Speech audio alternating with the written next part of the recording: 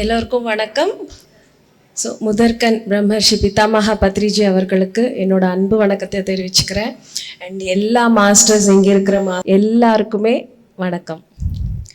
So நம்ம இன்னைக்கு first pyramid PSSM மூமெண்ட்டை பற்றி நம்ம ஃபஸ்ட்டு கொஞ்சம் தெரிஞ்சுக்கலாம். இன்னைக்கு நிறைய புதுசாக வந்திருக்கீங்க இல்லையா? ஃபஸ்ட்டு யாரெல்லாம் புதுசு ஜஸ்ட்டு கொஞ்சம் நிறையவே இருக்கீங்க. ஸோ புதுசாக வந்த மாஸ்டர்ஸ்க்கு கிளாப் பண்ணலாம்.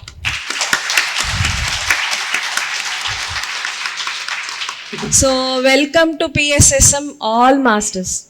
ஸோ இப்போ பிஎஸ்எஸ்எம் அப்படின்றது என்னென்னா பிரமிட் ஆன்மீக மன்றம், பிரமிட் ஸ்பிரிச்சுவல் சொசைட்டிஸ் மூமெண்ட்.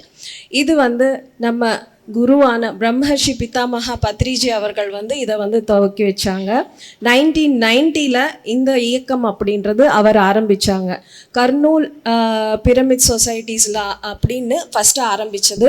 அதுக்கப்புறமா ஸோ கர்னூல் பிரமிட் சொசைட்டிஸாக இந்த மூமெண்ட் ஆரம்பமாச்சு. அதுக்கப்புறமா பார்த்தீங்கன்னா பிரமிட் ஸ்பிரிச்சுவல் சொசைட்டிஸ் மூமெண்ட் அப்படின்னு நம்ம இதுக்கு நேம் கொடுத்தாங்க. இப்போ இந்த இயக்கம் ஏன் ஆரம்பமாச்சு அப்படின்னு பார்த்தோம்னா, நமக்கு பத்ரிஜி அவருக்கு இந்த ஒரு ஞானத்தை, இந்த ஒரு தியானத்தை எல்லாருக்குமே கொடுக்கணும் அப்படின்ற அற்புதமா அவருக்கு ஆர்வம். அந்த ஆர்வத்துல அவர் எல்லா இயக்கங்கள், எல்லா ஸ்பிரிச்சுவல் ஆர்கனைசேஷன்ஸ் போனாங்க. ஒவ்வொரு ஸ்பிரிச்சுவல் ஆர்கனைசேஷனை அவங்க தேடி தேடி பார்த்தாங்க. எங்க போனாலும் ஞானம் அவருக்கு ஒரு பல இடங்கள்ல ஞானம் கிடைச்சது. ஆனா தியானம் அப்படின்றது எங்குமே கிடைக்கல. இங்க சென்னையில கூட அவர் தியோசாபிக்கல் சொசைட்டிக்கு பார்த்தாரு. தியோசாபிக்கல் சொசைட்டி அதோட லைப்ரரி, அதோட குரூப்ல மாஸ்டர்ஸ் எல்லாரும் பார்த்தாங்கன்னா அற்புதமான புக்ஸ், 7 சக்கராஸை பத்தி அற்புதமான ஞானம் அங்க இருக்கு. ஆனா யாருமே தியானம் செய்யறது கிடையாது. ஸோ அதுக்காக பத்ரிஜி இந்த தியானம் அப்படின்றது எல்லாருக்கும் தெரிய வரணும், எல்லாருக்கும் ஸ்ப்ரெட் ஆகணும் அப்படின்னு சொல்லிட்டு பிஎஸ்எஸ்எம் ஆர்கனைசேஷன் ஆரம்பமாச்சு. ஸோ இப்படி இந்த கர்னூல் சொசைட்டியா ஒரே ஒரு சொசைட்டியா ஆரம்பமான இந்த ஒரு இயக்கம் பார்த்தீங்கன்னா இப்போ பல்வேறு நாடுகள், கிட்டத்தட்ட 20 அதர் கண்ட்ரீஸ்ல கூட ஆரம்பமாச்சு. UK, USA, UAE, Australia, Melbourne, Malaysia, இந்த மாதிரி எல்லா 20 அதர் நேஷன்ஸ்லயும் அதர் கண்ட்ரீஸ்லயும் இது ஆரம்பமாச்சு. ஸோ இப்போ பார்த்தீங்கன்னா குளோபலி எல்லா இடத்துலையும் பிஎஸ்எஸ்எம் இருக்கு. அதே மாதிரி நிறைய மாஸ்டர்ஸ், நிறைய வாலண்டியர்ஸ், சொல்லணும்னா millions and millions of volunteers இதுல ஒர்க் பண்றாங்க. மாஸ்டர்ஸ் பார்த்தீங்கன்னா thousands மாஸ்டர்ஸ். இந்த இயக்கத்தோட ஒரு சிறப்பு என்னன்னா, எல்லாருமே மாஸ்டர்ஸ் ஆகணும். Be a master, no followers. இதுதான் இந்த இயக்கத்தோட ஒரு முக்கியமான ஒரு அம்சம். அதுக்கப்புறமா இந்த இயக்கத்துல சார் எல்லாருக்கும் தெரியணும் அப்படின்னு நினைக்கிறது என்னன்னா, ஒவ்வொருத்தரும் கூட இந்த பூமியில பிறந்த ஒரு பௌதிக உடல் மட்டும் கிடையாது. we are not physical entities. நம்ம அதை தாண்டி அற்புதமான ஒரு ஸ்பிரிச்சுவல் பீயிங்ஸ் அப்படின்றது ஒவ்வொருத்தருக்கும் புரியணும், அதை பத்தி தெரிஞ்சுக்கணும் அப்படின்னு சொல்றது தான் இந்த ஆர்கனைசேஷன். ஸோ இந்த ஆர்கனைசேஷன் பார்த்தீங்கன்னா நான் ரூரல், நான் ப்ராஃபிட்டபிள், அதே நேரத்தில் ஸ்பிரிச்சுவல் சயின்ஸை துல்லியமாக எல்லாருக்கும் எடுத்து சொல்கிற ஒரு ஆர்கனைசேஷன். ஸோ இங்கே இப்போ பார்த்தீங்கன்னா நமக்கு ஹெட் குவார்ட்டர்ஸ் அப்படின்னு சொன்னால் பிரமிட் வேலி இன்டர்நேஷ்னல், இது பிஎஸ்எஸ்எம்மோட ஹெட் குவார்ட்டர்ஸ் அப்படின்னு சொல்லலாம். அண்ட் அதுக்கப்புறமா மெகா பிரமிட் நமக்கு ஹைதராபாத்ல, கட்தால, மகேஸ்வரா மகா பிரமிட் அப்படின்னு சொல்லலாம். இப்போ நமக்கு தமிழ்நாடு ஹெட் குவார்ட்டர்ஸ் சொல்லணும்னா அகஸ்தியர் பிரமிட் ஆசிரம். ஸோ அந்த ஆசிரமத்தில் நம்ம பார்த்தோம்னா மௌன தியானங்கள், அமாவாசை மௌன தியானம், பௌர்ணமி மௌன தியானம் எல்லாம் நிறைய நடக்குது. அங்கே நமக்கு 3 விதமான பிரமிட்ஸ் இருக்கு. அந்த 3 விதமான பிரமிட்ஸ்ல 3 டிஃப்ரெண்ட் எனர்ஜின்னு சொல்றோம். Ganesha pyramid, Merkaba pyramid, Agasthiyar pyramid அப்படின்னு. ஸோ வந்தவங்களுக்கு தங்கறதுக்கு அகத்தியர் ஆசிரமம், பத்ரிஜி பவன், இது எல்லாமே அங்க இருக்கு. ஸோ இதுதான் பத்ரிஜியோட மெசேஜ் என்னன்னா, சாகாஹார ஜகத், தியான ஜகத், பிரமிட் ஜகத். ஸோ எல்லாரும் நம்ம மனிதர்கள்ல இருந்து கடவுளா மாறணும்னா தியானம் செய்யணும் ஃபர்ஸ்ட் திங். ரெண்டாவதா நம்ம இந்த பிரமிட் சக்திகளை நம்ம வந்து பயன்படுத்திக்கணும். மூணாவதா வந்து பாத்தீங்கன்னா, இந்த உலகத்துல நிறைய ஸ்பிரிச்சுவல் மாஸ்டர்ஸ் இருக்காங்க. அவங்க நிறைய புக்ஸ் வந்து எழுதியிருக்காங்க. அந்த புத்தகங்கள் எல்லாம் படிச்சு நம்ம ஞானத்தை நம்ம வந்து அதிகரிக்கணும். இது மூணாவதா. நாலாவதா பாத்தீங்கன்னா வெஜிடேரியனிசம். சுத்த சாத்விக உணவு சாப்பிடணும் அப்படின்றது ரொம்பவே தேவையானது. ஆன்மீக வளர்ச்சிக்கு இது முதற் படி.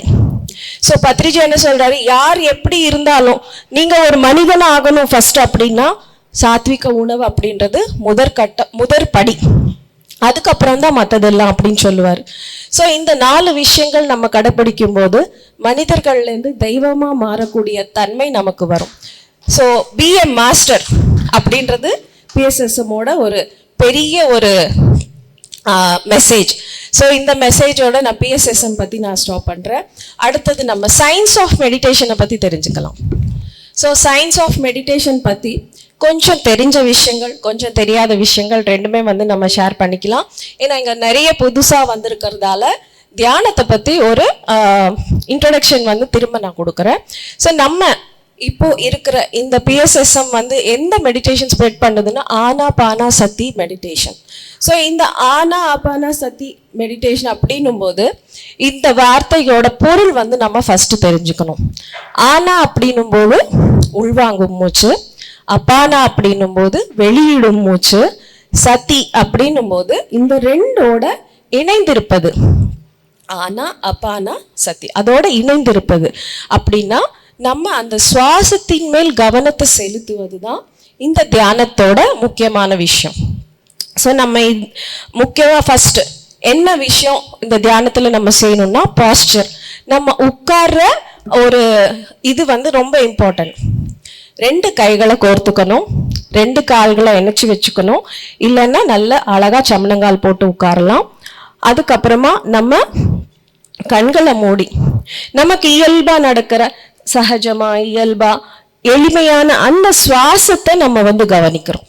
ஸோ இந்த சுவாசத்தை கவனிக்கிறது தான் இங்க மெயின் திங். அப்படின்னா நம்ம தியானத்துக்குள்ள என்டர் ஆகிறதுக்கு சுவாசத்தின் மேல் கவனம் அப்படின்றது தியானம் கிடையாது.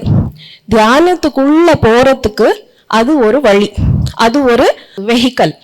நம்ம அந்த வெஹிக்கலை பிடிச்சாதான் ஆன்ம நிலையை அடைய முடியும். ஸோ எல்லாருமே நல்ல ஆழ்நிலை தியானத்துக்கு போன அப்புறமா நிறைய பேர் என்ன செய்யறாங்க, நான் மூச்சை கவனிக்கல அப்படின்னு சொல்லிட்டு திரும்ப மூச்சுக்கு வராங்க. ஸோ ஆழ்நிலை அப்படின்றது என்னன்னா அங்க நத்திங்னஸ் தான் இருக்கும், அங்க வேற எதுவுமே இருக்காது.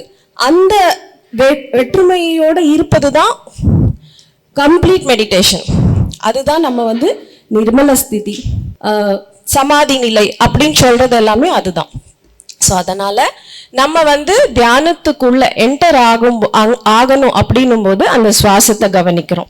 ஸோ இப்போ நம்ம இந்த பாஸ்டர்ல ஃபர்ஸ்ட் ஸ்திர சுக ஆசனம் அப்படிங்கிற ஸ்திரம் அப்படின்னா நம்ம ஆடாம அசையாம 1 மணி நேரம் இருக்கிறதுக்கு சுகமான ஆசனத்துல உட்காரணும் ஃபர்ஸ்ட் திங். 2ஆவதாக நம்ம வந்து சுகமய பிராணாயாமம் அப்படின்னு சொல்றோம்.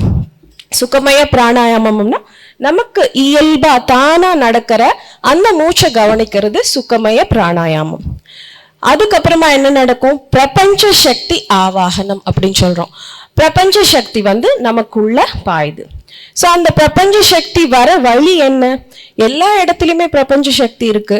ஆனா நமக்கு ஏன் தியானத்துல மட்டும் அந்த சக்தியை நம்ம எடுக்க முடியுது அப்படின்னு பார்க்கும்போது, நம்ம எப்போ எண்ணமற்ற நிலையை நம்ம கொண்டு வர முடியுதோ அந்த சுவாசத்தை கவனிக்கும் போது எண்ணமற்ற நிலை அப்படின்றது தானா வருது. ஸோ அந்த நிலையில நமக்கு இங்க உச்சியில இருக்கிற பிரம்மரந்திரம் அப்படின்னு சொல்றோம். எனர்ஜி டோர், சிம்பிளா புரியணும்னா எனர்ஜி டோர்ன்னு சொல்லலாம். அந்த எனர்ஜி டோர் வந்து திறக்குது. ஸோ எப்போ இது வந்து ஓப்பன் ஆகுதோ பிரபஞ்ச சக்தி தானா இந்த உடல் வந்து ஏத்துக்குது, இந்த உடலுக்குள்ள பாயுது. ஸோ இந்த பிரபஞ்ச சக்தி நம்ம உள்ள நாடி மண்டலத்துல எனர்ஜி பாடின்னு சொல்றோம், அந்த எனர்ஜி பாடியில ஃப்ளோ ஆகுது.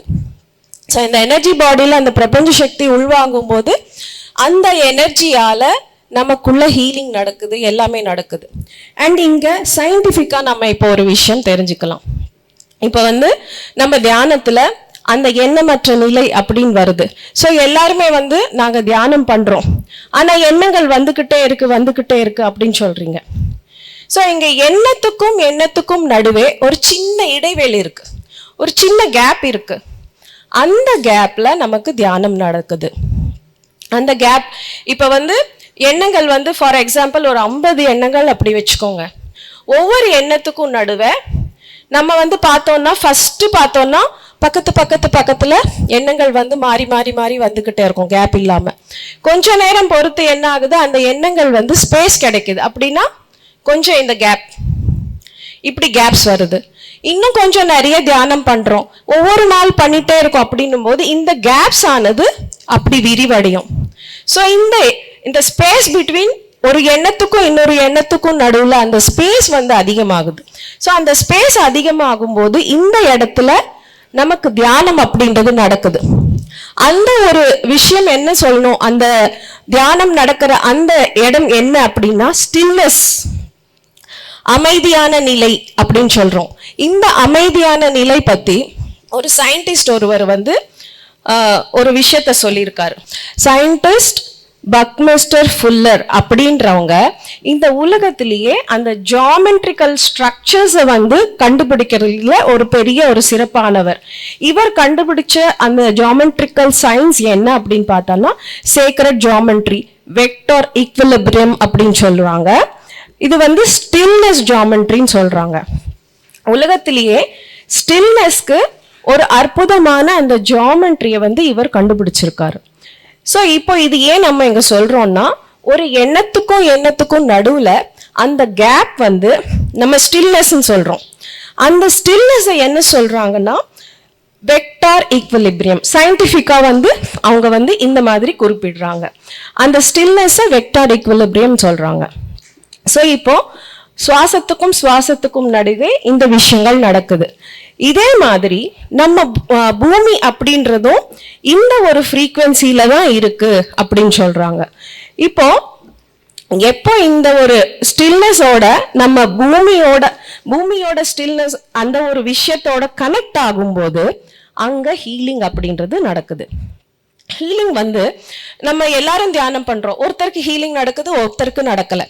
இது ஏன் நடக்கல, எனக்கு மட்டும் ஏன் நடக்கல, அவங்களுக்கு ஏன் நடந்துச்சு அப்படின்னும் போது அவங்களோட இப்போ நம்ம பிரெயின் வேவ்ஸ் கூட இருக்கு. ஸோ பிரெயின் வேவ்ஸ்ல பாத்தீங்கன்னா 4 விதமான பிரெயின் வேவ்ஸ். ஸோ ஃபர்ஸ்ட் பாத்தீங்கன்னா நமக்கு மைண்ட் எப்போ எம்டி ஆகுதோ அப்போ காஸ்மிக் எனர்ஜி எடுக்கிறோம். காஸ்மிக் எனர்ஜி உள்ள நம்ம நாடி மண்டலத்தை சுத்தப்படுத்துது. அப்புறம் நமக்கு ஹீலிங் போன்ற எல்லா விஷயங்கள் நடக்குது. ஸோ இப்போ அதே மாதிரி கம்ப்ளீட் பாடி எனர்ஜியில இன்வெஸ் ஆகும்போது தேர்ட் ஐ ஆக்டிவேஷன் ஆகுது. ஸோ அந்த தேர்ட் ஐ ஆக்டிவேஷன் அப்படின்றது நம்ம பீனியல் கிளாண்ட் அப்படின்னு சொல்றோம். அந்த பீனியல் கிளாண்ட் ஆக்டிவேட் ஆகும்போது தேர்ட் ஐ ஆக்டிவேஷன் அப்படின்னு நம்ம சொல்றோம். சரி, இந்த தேர்ட் ஐ ஆக்டிவேஷனால எனக்கு என்ன ஆக போகுது, இதனால எனக்கு என்ன யூஸ் அப்படின்னு நம்ம நினைக்கும் போது இந்த தேர்ட் ஐ ஆக்டிவேஷன் அப்படின்றது என்னன்னா நமக்கு தெளிவு கொடுக்குது. வாழ்க்கையில எது சரியானது எது தவறானது, நம்ம அந்த கிளாரிட்டி இன் லைஃப், நம்ம வாழ்க்கையில எதெல்லாம் கரெக்ட் அப்படின்றது சரியா தெரிஞ்சுக்க முடியும். இப்போ வாழ்க்கையில நம்ம ஒரு கஷ்டங்களோ ஒரு தவறுகளோ நம்ம செய்யறோம் அப்படின்னா அதுக்கு தேவையான ஞானம் நமக்கு பத்தல, அங்க கிளாரிட்டி இல்லை. அந்த கிளாரிட்டி இல்லாத போது நம்ம தவறுகள் செய்யறோம். ஸோ இந்த தேர்ட் ஐ ஆக்டிவேஷனால என்ன ஆகுது, நமக்கு பர்ஃபெக்ட் கிளாரிட்டி வருது, எது சரி எது தேவையில்லை அப்படின்ற அந்த கிளாரிட்டி வரதால நம்மளால சுலபமா இது பண்ண முடியுது. ஸோ இங்க ஸ்லீப் அப்படின்றது என்னன்னா, தூக்கம் அப்படின்றது என்னன்னா அன்கான்ஷியஸ் மெடிடேஷன் அப்படின்னு சொல்றாங்க. விழிப்புணர்வற்ற தியானம் அப்படின்னு சொல்றாங்க. அதுவே தியானம் என்னன்னா கான்ஷியஸ் ஸ்லீப், விழிப்போட தூங்குவது அப்படின்னு சொல்றாங்க. ஸோ இங்க டிஃபரன்ஸ். ஸோ நம்ம தியானத்துல அந்த விழிப்போட இருக்கிறதால அதிகமான காஸ்மிக் எனர்ஜி நம்ம பெறுறோம். ஸோ இப்போ பிசிக்கல் லா அப்படின்னு சொல்லும் போது ஜென்ரலா நம்ம எல்லாருமே எலக்ட்ரிக்கல் பீயிங்ஸ் அப்படின்னு சயின்டிஃபிக்கா சொல்றாங்க. எங்கெல்லாம் எலக்ட்ரிசிட்டி அப்படின்றது இருக்கோ அங்க மேக்னட்டிசம் அப்படின்றதும் கனெக்ட் ஆகும். அப்படின்னா நம்ம எல்லாருமே எலக்ட்ரோ மேக்னெட்டிக் பீயிங்ஸ் அப்படின்னு சொல்றோம். ஸோ எலக்ட்ரோ மேக்னெட்டிக் ஃபீல்டு அப்படின்னும் போது நம்ம ஆரா இது எல்லாமே அந்த ஃபீல்டு நம்ம சுத்தி இருக்கிற அந்த ஒளிவட்டம் வந்து எலக்ட்ரோ மேக்னெட்டிக் ஃபீல்டு அப்படின்னு சொல்றாங்க. ஸோ அதே மாதிரி இந்த பூமி கூட எலக்ட்ரோ மேக்னெட்டிக் ஃபீல்டு. ஸோ நம்ம சயின்ஸ் ஆஃப் மெடிடேஷனை பற்றி தெரிஞ்சுக்கிறதால ஸோ இந்த டேர்ம்ஸ் எல்லாம் நான் யூஸ் பண்ணுறேன். பூமி கூட எலக்ட்ரோ மேக்னெட்டிக் ஃபீல்டோட தான் இருக்கு. ஸோ இப்போ நம்ம இந்த தியானத்தில் இந்த ஒரு வேவ் லென்த்ல நம்ம வரும்போது பூமியோட இணைகிறோம், பூமியோட வேவ் லென்த்தோட இணைகிறோம். அந்த நேரத்தில் நமக்கு ஹீலிங் அப்படின்றது தானாக நடக்குது. இதுதான் சயின்ஸ். அதே மாதிரி நான் இப்போ சொன்னேன் இல்லையா, 4 types ஆஃப் டெல்டா. டெல்டா அப்படின்னும் போது deep subconscious state. So deep subconscious state அப்படின்றது என்ன? ஒரு தூக்கத்திலேயோ ஒரு தியானத்திலேயோ ஒண்ணுமே தெரியாத நிலை. நான் வந்து ஒரு பெண்ணு, நான் இங்க உட்கார்ந்துருக்கேன், என் உடல் இது அப்படின்ற விழிப்பே இல்லாம கம்ப்ளீட் டீப் கான்ஷியஸ், அதுதான் நம்ம வந்து டெல்டா அப்படின்னு சொல்றோம். அதுக்கு அடுத்தது தெட்டா. தெட்டா அப்படின்னும் போது சப்கான்ஷியஸ்க்கும் கான்ஷியஸ்க்கும் நடுவுல ஒரு சின்ன ஒரு விஷயம் இருக்கும், அதுதான் வேவ் லென்த் இருக்கும். அந்த வேவ் லென்த்தை வந்து தெட்டா அப்படின்னு சொல்றோம். ஸோ தியானத்துல இந்த ஒரு நிலை வந்து தான் நம்ம டீப் ஸ்டேட்டு அப்படின்னு சொல்றோம். அந்த கான்ஷியஸ்க்கும் சப்கான்ஷியஸ்க்கும் நடுவுல இருக்கிற அந்த ஒரு நிலையில நம்ம வந்து அந்த ஸ்டேட் வந்து நிக்குது. அதுக்கு தான் எல்லாருமே சப்கான்ஷியஸ் அப்படின்னும் போது சப்கான்ஷியஸ்ல என்னென்ன இருக்கும் அப்படின்னா நம்ம முன் பிறவிகளோட எல்லா சரித்திரமும் அந்த சப்கான்ஷியஸ்ல இருக்கும். கான்ஷியஸ் அப்படின்றதுனா இந்த பிறவியில நம்ம என்னெல்லாம் அடைஞ்சோம் அதெல்லாமே கான்ஷியஸ்ல இருக்கும். ஸோ இப்ப தியானத்துல நம்ம அங்க போய் நடுவுல நிக்கிறோம். ஸோ அந்த நடுவுல நிற்கும் போது இந்த ரூம் அப்படின்னு வச்சுக்கோங்க, இங்க சப்கான்ஷியஸ் ரூம், இங்க கான்ஷியஸ் ரூம் வச்சுக்கோங்க. ரெண்டுக்கு நடுவுல நிற்கும் போது நீங்க இந்த பக்கம் திரும்பும் போது கான்ஷியஸ் ரூம் தெரியுது, இந்த பக்கம் திரும்பும் போது சப்கான்ஷியஸ் ரூம் தெரியுது. ஸோ இப்போ நிறைய பேர் என்னோட பாஸ்ட் லைஃப் பார்த்தேன் அப்படின்னு சொல்றாங்க இல்லையா. ஸோ அந்த பாஸ்ட் லைஃப் எப்படி பாக்குறாங்க? அந்த டீப் ஸ்டேட்ல ரெண்டுத்துக்கும் நடுவுல இருக்கும்போது சப்கான்ஷியஸ் பக்கம் அவங்க திரும்பும் போது பாஸ்ட் லைஃப்ஸ் எல்லாம் தெரியுது, கான்ஷியஸ் பக்கம் திரும்பும் போது இந்த வாழ்க்கை ஃபுல்லா தெரியுது. ஆக்சுவலி நமக்கு பாஸ்டும் தெரியும், ஃபியூச்சரும் தெரியும். நிறைய பேர் ஃபியூச்சரை பார்த்தேன்னு சொல்றாங்க இல்லையா. ஸோ அவங்க அந்த கான்ஷியஸ் அந்த தியான நிலையில அது பார்க்கும்போது அப்போ ஃபியூச்சர் எல்லாம் தெரியுது. ஸோ இதுதான் தியானத்தின் அறிவியல். அந்த அறிவியல் புரிஞ்சுக்கும் போது நிறைய பேர் வந்து ஹவு இட் இஸ் பாசிபிள், நீ எதுவுமே பண்ணாம கண்ணை மூடிட்டு உட்கார்ற, இதெல்லாம் எப்படி நடக்கும் அப்படின்னு கேட்குறாங்களா இல்லையா. ஏதாவது பண்ணாதான் பணம் வரும், ஏதாவது வேலை செஞ்சாதான் எல்லாமே கிடைக்கும் அப்படின்னு சொல்றாங்க. பட் ஆனா சும்மா உட்காரும் போது என்ன ஆகுது அதோட அறிவியல் யாருக்கும் தெரியல இல்ல. சோ திஸ் இஸ் சோ இப்போ எல்லாருக்கும் புரிஞ்சுதா? நம்ம எல்லாருமே மாஸ்டர்ஸ், பிஏ மாஸ்டர் அப்படின்ற கான்செப்ட்ல இந்த விஷயம் எல்லாரும் சொல்லணும். ஓகேவா? எல்லாருக்கும் புரிஞ்சதா? சோ இங்க நத்திங். தியானத்துல அந்த நிலை என்னன்னா, நான் இன்னொரு வாட்டி சொல்றேன், தெட்டா வேவ் லெங்க்ல நம்ம போறோம். அப்போ என்ன ஆகுது? சப்கான்ஷியஸ் அண்ட் கான்ஷியஸ் இங்க நடுவுல நிக்கிறோம். அங்க தொடர்ந்து இப்ப நீங்க 1 hour மெடிடேஷன்னா 1 hourல கொஞ்சம் தான் நீங்க பார்க்க முடியும். லாங் ஹவர்ஸ் மெடிடேஷன் நம்ம பண்ணுங்க அப்படின்னு சொல்றோம் இல்லையா. ஸோ லாங் ஹவர் மெடிடேஷன்ல தான் நீங்க வந்து சப்கான்ஷியஸ்க்கும் திரும்புவீங்க, கான்ஷியஸ்க்கும் திரும்புவீங்க. அதுக்கு தான் 2 hours 3 hours 4 hours intense meditation பண்ணணும் அப்படின்னு சொல்றது. ஸோ அந்த இன்டென்ஸ் மெடிடேஷன் பண்ணும்போது சப்கான்ஷியஸும் பார்ப்பீங்க, கான்ஷியஸும் பார்ப்பீங்க. ஸோ அந்த தெட்டா வேவ் லெங்க்ல தொடர்ந்து இருக்கிறீங்க. ஸோ இங்க அதே மாதிரி பூமிக்கு வந்து ஷூமன் ரெசனன்ஸ் அப்படின்னு சொல்லுவாங்க, அதுவும் தெட்டால தான் இருக்கு. அதோட வேவ் லெங்த் வந்து 6.783 ஹெர்ட்ஸ் அப்படின்னு சொல்றாங்க. இங்க இந்த பூமியோட வேவ் லெங்த்தும் நம்ம இந்த தியானத்துல இருக்கிற இந்த நிலையோட வேவ் லெங்த்தும் சேம். ஸோ அப்போ அந்த ரெண்டுமே மேட்ச் ஆகும் போது கூட இந்த மாதிரி நிறைய மிராக்கிள்ஸ், தேர்ட் ஐ ஆக்டிவேஷன், 7 சக்ராஸ் ஆக்டிவேஷன், நம்ம பாஸ்ட் லைஃப் தெரிஞ்சுக்கிறது, ஃபியூச்சர் தெரிஞ்சுக்கிறது, இன்னும் பல விஷயங்கள் சொல்லிட்டே போகலாம். இங்க வந்து எண்ட்லெஸ் ப்ராசஸ். இதெல்லாம் தெரிய அந்த சயின்டிஃபிக் விஷயம் இதுதான். இந்த ஒரு வேவ் லெங்க்ல நம்ம வந்து அங்க நிக்கணும். இப்போ நிறைய பேர் நான் 2 hours பண்றேன், 3 hours பண்றேன், ஆனா எனக்கு ஒண்ணுமே ஆகலையே அப்படின்னு சொல்றாங்க.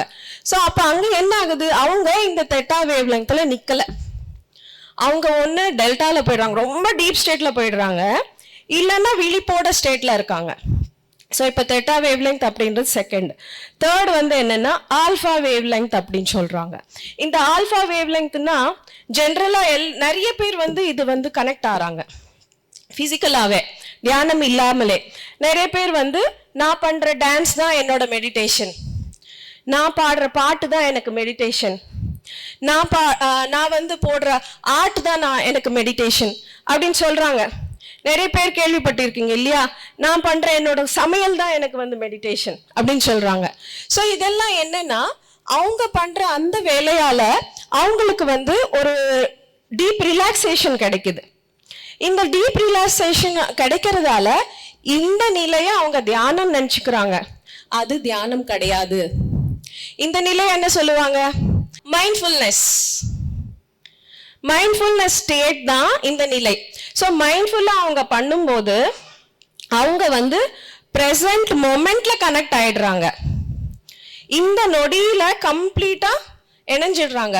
மற்றபடி நம்ம பார்த்தோம்னா ஏதோ ஒரு ஃபியூச்சரை பத்தி யோசிக்கிறோம், இல்லைன்னா கடந்த காலத்தை பத்தி யோசிக்கிறோம், நம்ம வந்து ப்ரெசன்ட் மொமெண்ட்ல இருக்க மாட்டோம். அதுக்கு தான் எல்லாருக்குமே ஒர்க் சாட்டிஸ்ஃபேக்ஷன் அப்படின்றது இருக்காது. ஒர்க் சாட்டிஸ்ஃபேக்ஷன் எப்போ இருக்கும் அப்படின்னா மைண்ட்ஃபுல்னஸா இருக்கும் போது. ஸோ அவங்க சொல்றது எல்லாமே மைண்ட்ஃபுல்லா பண்ற விஷயங்கள் தியானம் அப்படின்னு நினைச்சுக்கிறாங்க. ஸோ அது வந்து தியானம் கிடையாது. மைண்ட்ஃபுல்னஸ் அந்த மொமெண்ட்ல கம்ப்ளீட்டா இம்மர்ஸ் ஆகுறது, அந்த இந்த நொடியோட இணைஞ்சிருக்கிறது, அதுதான் மைண்ட்ஃபுல்னஸ். ஸோ இப்போ இந்த வேவ் லெங்த் என்ன சொன்ன, யாராவது சொல்லுங்க பார்க்கலாம். எஸ். So alpha. இந்த சயின்டிஃபிக் டீடைல்ஸ் நமக்கு தெரிஞ்சிருச்சுன்னா நீங்க எல்லாருமே மாஸ்டர்ஸ். இன்னைக்கே போயிட்டு எல்லாருமே நீங்க கிளாஸஸ் ஆரம்பிச்சிடலாம். ஓகே. ஸோ அதுக்கு தான் இந்த சயின்டிஃபிக் டீடைல்ஸ் கொடுக்குறேன். ஸோ அடுத்த வேவ் லெங்த் பார்த்தீங்கன்னா பெட்டா. பெட்டா வேவ் லெங்த் அப்படின்றது இப்போ நம்ம இருக்கிற இந்த நிலை, கான்ஷியஸ், கம்ப்ளீட் பிசிக்கல் கான்ஷியஸ்ல நம்ம இருக்கோம்னா எல்லாரோட மைண்ட் வேவ் லெங்த் இப்போ நம்ம வந்து இசிஜி மூலமா டெஸ்ட் பண்றோம் அப்படின்னா எல்லாருமே பெட்டாவில் இருக்கும். ஓகே. ஸோ கான்ஷியஸ் இங்க பிசிக்கல் கான்ஷியஸ் தவிர வேற எதுவும் இருக்காது. ஸோ இப்போ எல்லாருமே இங்க இருக்கிற நீங்க, நான் எல்லாருமே பெட்டா வேவ் லெங்க்ல இருக்கோம். இப்போ 4 விஷயங்கள் தான் நம்ம திரும்ப இன்னொரு வாட்டி சொல்லிக்கலாம். டெல்டா டீப் கான்ஷியஸ் ஸ்டேட், அங்க எதுவுமே தெரியாது. Delta first one. Second one theta.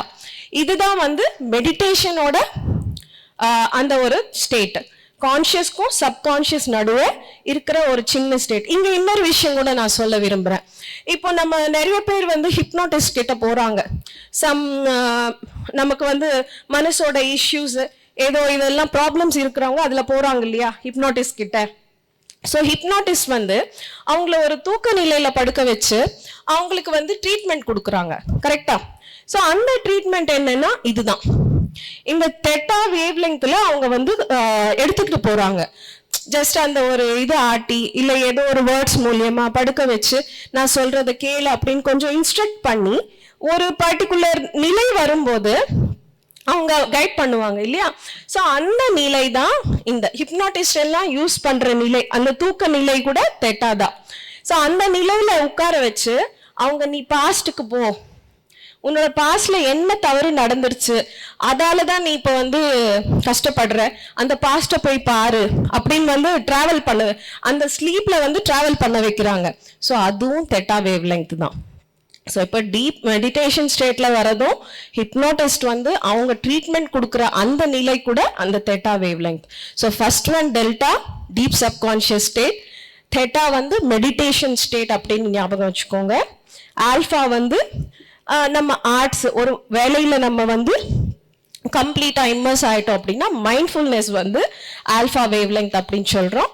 Beta wave length அப்படின்னும் போது இந்த இப்போ இருக்கிற கான்ஷியஸ் நிலை. நம்ம நிறைய நேரம் இந்த பெட்டா வேவ் லெங்க்ல மட்டும்தான் நம்ம இருப்போம். ஸோ இதுதான் நமக்கு வந்து புரிஞ்சிக்க வேண்டிய சயின்டிஃபிக் ரீசனு. அதுக்கப்புறமா யாருக்கெல்லாம் மெடிடேஷன் தேவைன்னா எல்லாருக்குமே தேவை. முக்கியமா குழந்தைங்களுக்கு தேவை. குழந்தைங்க எல்லாம் எப்பலேருந்து பண்ணலாம் அப்படின்னா 3 years. 3 yearsலேருந்து குழந்தைங்க எல்லாருமே தியானத்துக்கு வந்துடணும். அவங்க பார்த்தீங்கன்னா நம்மள மாதிரி மணிக்கணக்கா உட்காந்து பண்ண தேவையில்லை. 3 வயசு குழந்தைன்னா 3 நிமிஷம் பண்ணா போதும். ஸோ இப்போ நமக்கு தியானத்திலேயே பத்ரிஜி என்ன சொல்றாரு, வயசுக்கேற்ப அத்தனை நிமிஷங்கள் தியானம் செய்யணும் அப்படின்னு. 3 yearsனா 3 minutes deep meditation, 10 yearsனா 10 minutes deep meditation, 60 yearsனா 60 minutes deep meditation. இங்க 60க்கு 60 minutes உட்கார்ந்தா போதும் சொல்றாங்க இல்லையா, தட் இஸ் நாட் கரெக்ட். ஒவ்வொரு தாயும் வந்து தான் குழந்தைக்கு இது இல்லை அது இல்லைன்னு தானே நம்ம எல்லாம் சஃபர் பண்றோம். நீங்க ஒண்ணுமே கஷ்டப்படாதீங்க, சஃபரிங் வேண்டாம். ஜஸ்ட் உங்க குழந்தைங்களை மெடிடேஷனுக்கு ட்ரெயின் அப் பண்ணுங்க, மற்றது எல்லாமே அவங்களுக்கு தானா வந்துடும். அண்ட் வந்து நிறைய பேர் ஹெல்த் இஷ்யூஸால கவலைப்படுறாங்க. ஸோ இந்த ஹெல்த் இஷ்யூஸ் வந்து ரொம்ப சுலபமா தியானத்துல வந்து கிளியர் ஆகுது. அப்ப நம்ம வந்து ஹெல்த் இஷ்யூக்கு வந்து டாக்டர் கிட்ட ஓடுறதோ, அந்த மருந்து இந்த மருந்து ஓடுறதோ, அந்த ட்ரீட்மெண்ட் இந்த ட்ரீட்மெண்ட் போகாம உட்கார்ந்து தியானம் செய்யுங்க.